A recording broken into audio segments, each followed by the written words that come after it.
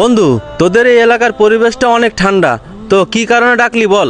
বন্ধু, তোদের ডাকলাম হলো ফিলিস্তিনের অবস্থাটা খুবই খারাপ। ওরা ঠিকভাবে খাওয়া দাওয়া করতে পারতেছে না, না খেয়ে দে অনেক মানুষ মারা যাচ্ছে। সে তো আমি প্রত্যেকদিন খবরই দেখি, এখন কি হয়েছে সেটা বল। এখন আমরা যাচ্ছি, আমরা যে বন্ধু বান্ধব গুলো আছি সবাই মিলে কম বেশি কিছু টাকা পয়সা তাদের ওই জায়গায় পাঠানোর জন্য।